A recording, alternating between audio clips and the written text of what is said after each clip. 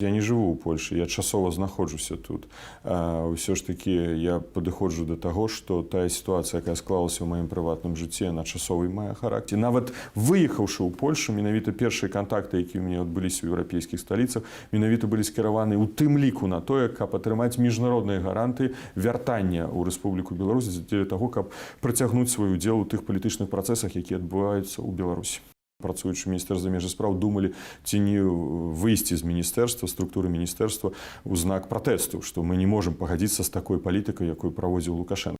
Няма маналітнасці ўжо дзяржаўнай сістэмы. Уже не ўсе вераць Лукашенку, і не ўсе гатовы трымаць язык за зубамі. Не справа па пасадах. І у гэтым можа розніца і нашай каманды, якая сёння працуе разам са мной, бо мы пасады ўжо мелі. Мы не пра пасады кажам. Мы кажам пра сапраўды вось гэты маральны выбар, пра права беларускага народа жыць у дэмакратычнай краіне. Бескантрольнасць гэтай структуры перад грамадствам, як практычна ўсіх органаў улады ў нашай краіне, але менавіта спецыяльнай службы, якая не займаецца пытаннямі дзяржаўнай бяспекі, а фактычна робіць усё, каб падарваць гэтую дзяржаўную бяспеку як унутры, так і звонку Беларусі. Вось гэтым праблема. Ці будзе гэты грамадскі кантроль у будучым? Ён павінен быць.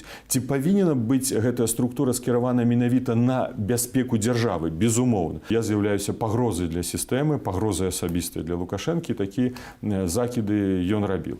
І для нас гэта вельмі важна. Я думаю, што усе беларусы з гэтым пагадзяцца, што менавіта важна мець добрыя адносіны паміж беларускім і рускім, расійскім народамі. Гэта прынцыпова. Мы можам спакойна жыць, хадзіць па вуліцах і не думаць пра тое, што людзі зараз фактычна іх забіваюць. Забіваюць у гэтых турмах, іх гвалт у адносінах да іх ажыццяўляюць. Я думаю, што мы ніколі з гэтым не пагадзімся.